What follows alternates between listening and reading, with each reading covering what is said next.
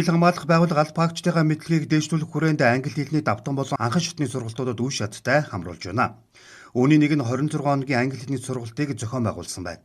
Өнөөдөр амжилттай суралцаж төгссөн алба хаагчдад гэрчлэгийг гардуулж өглөө.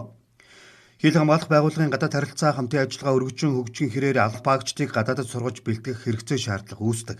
Тиймээс алба хаагчдын англи хэлний мэдлэгийг дээшлүүлэх, төвшинг ахиулах үүднээс энэ сургалтыг зохион байгуулжээ. Би өмнө англи болонгод 10 жилдээ сурч байгаа. Тэгтээ нэг амар сөөрөө суугааг байсан.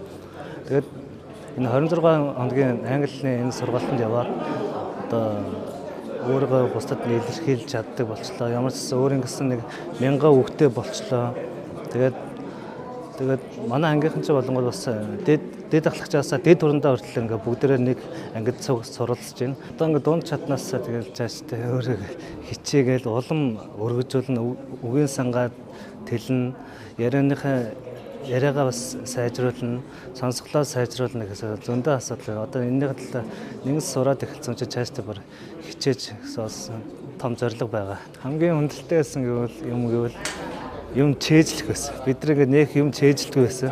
Тэгээ гинт ингээл хитэн 100-аараа ингээл өгнөд ороод ирэнгүүт л бидэрт тэр зүгээр хамгийн хэцүү байсан. Энэ сургалтанд хамрагдахаас өмнөх миний одоо англи хэл сурах бодол хүсэл болвол яг тийм их байгаагүй. Одоо 26 хоногийн дараагаар болвол цаашлаад улам энэ олж авсан мэдлэгээ баттгаад англи хэлийг улам сайн сураад за мэдээж алба үйл ажиллагаа болон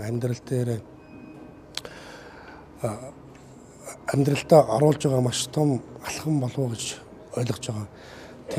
За энэ сургалтанд ирэхээс өмнөх одоо миний амьдрал дээр ажил болон амьдрал дээр англи хэлний хэрэгцээ гардаг байсан хэдий боловч тухайн үедээ бол яг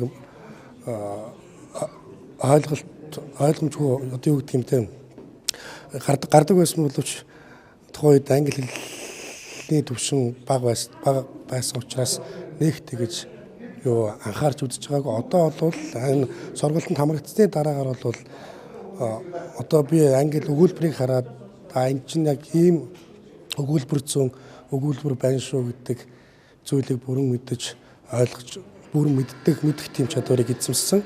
Хил хамгаалах байгууллагаас алба хаагчдын англи хэлний мэдлэгийг дээшлүүлэх сургалтыг 2007 оноос хойш явуулж ирсэн байна. Цаашид алба хаагчдын сургалтын үр дүн харгалзан үзэж 20-30 алба хаагчийг үргэлжлүүлэн суралцуулахаар төлөвлөжээ.